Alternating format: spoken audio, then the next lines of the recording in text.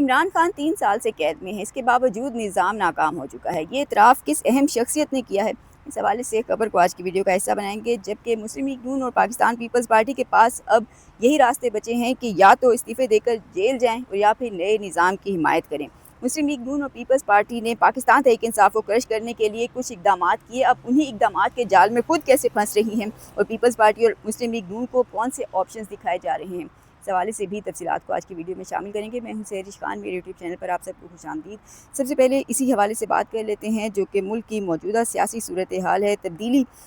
بالکل آنے کے لیے تیار ہے اور ملک کے اندر بڑے پیمانے پر تبدیلی کی ضرورت کو محسوس کیا جا رہا ہے۔ ایسے میں محسن نقوی صاحب کے حالیہ بیانات نے مسلم لیگ نون کی صفوں میں تہلکہ مچا رکھا ہے اور خود وفاقی وزراء بھی اب آمنے سامنے ہیں۔ محسن نقوی صاحب کے سسٹم کولیپس کے بیانات اور نئے صوبوں سے متعلق بیانات میں نون لیگ کے وزراء آمنے سامنے کر دیے ہیں، شدید تنقید ایک دوسرے پر ہی اب کر رہے ہیں۔ علیم خان، مصطفیٰ کمال محسن نقوی کے بیانات کی حمایت کر رہے ہیں، جبکہ خواجہ آصف اور رانا ثناء اللہ جیسے سینئر جو رہنما ہے مسلم لیگ نون کے، وہ سخت موقف اختیار کر رہے ہیں۔ معاملہ اس وقت عوام کے لیے بھی دیکھنے کے لیے دلچسپی کا باعث بنا ہوا ہے۔ وفاقی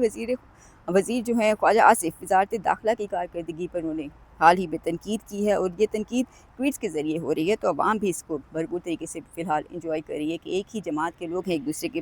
آمنے سامنے ہیں۔ وفاقی وزیر خواجہ آصف محسن نقوی پر پی سی بی میں انقلاب کے حوالے سے طنزیہ نشتہ چلا رہے ہیں، جبکہ محسن نقوی نے وفاقی حکومت اور پنجاب حکومت دونوں کی کارکردگی پر سوالیہ نشان اٹھائے ہیں۔ خواجہ آصف اور رانا ثناء اللہ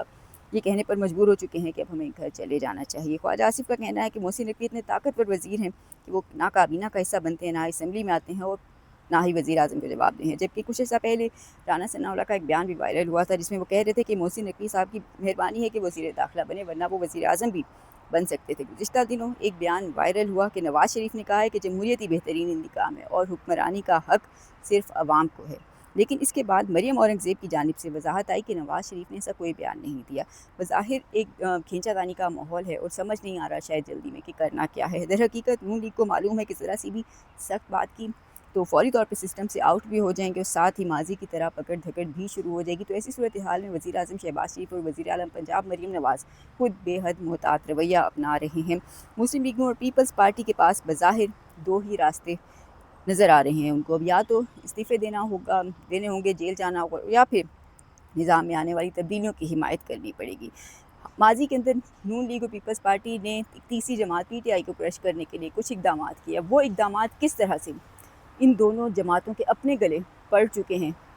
یہ اب صورتحال دلچسپ ہے۔ بظاہر جو پہلا آپشن دکھایا جا رہا ہے وہ ہے پارلیمنٹ سے 28ویں آئینی ترمیم منظور کروانے کا۔ 28ویں آئینی ترمیم کہا جا رہا ہے کہ اسٹیبلشمنٹ کی ایک پرانی ڈیمانڈ ہے اور 1 اپریل کے اندر کہا گیا تھا کہ اس کو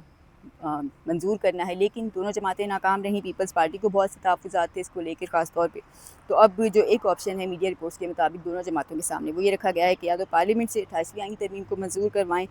اور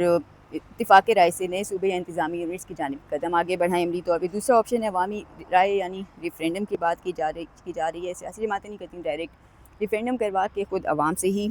رائے لے لی جائے، اور اگر عوام کی رائے حق میں آ جاتی ہے، جو کہ توقع بھی کی جا رہی ہے کیونکہ حال ہی میں جو مہنگائی کی لہر ملک کے اندر جاری ہے، پھر ہر روز کی بنیاد پر پیٹرولیم مصنوعات کی قیمتوں میں وہ شبہ اضافہ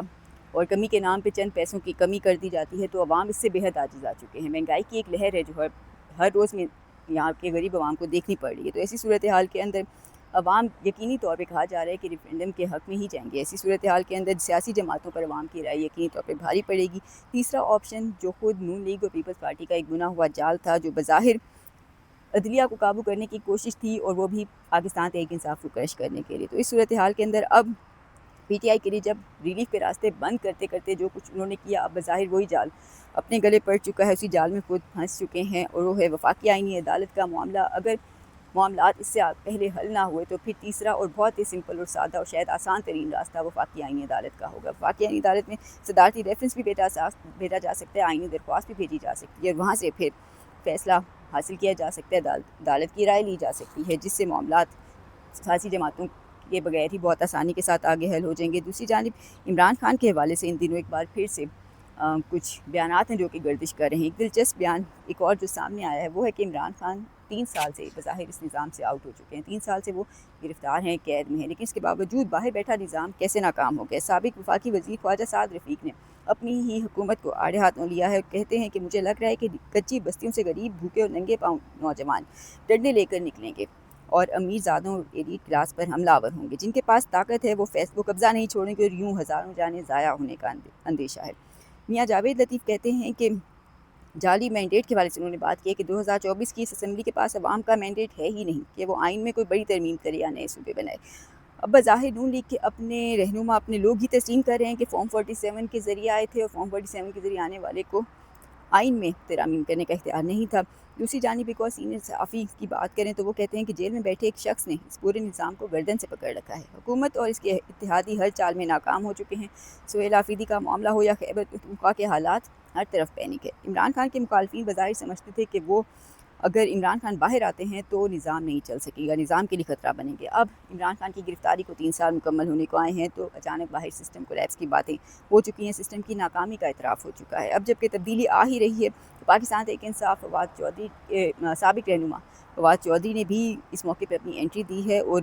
کہتے ہیں کہ ملک میں نئے صوبے بنانے کے بجائے 38 ڈویژنز کو انتظامی یونٹس میں تبدیل کر کے ہر ڈویژن میں بااختیار انتظامیہ اور بلدیاتی نظام لانے کی تجویز بھی زیر غور ہے۔ نئے صوبوں کی بات کر کے بظاہر 28ویں آئین ترمیم کو بھی منظور کروایا جائے گا اور ساتھ ہی ایک اہم خبر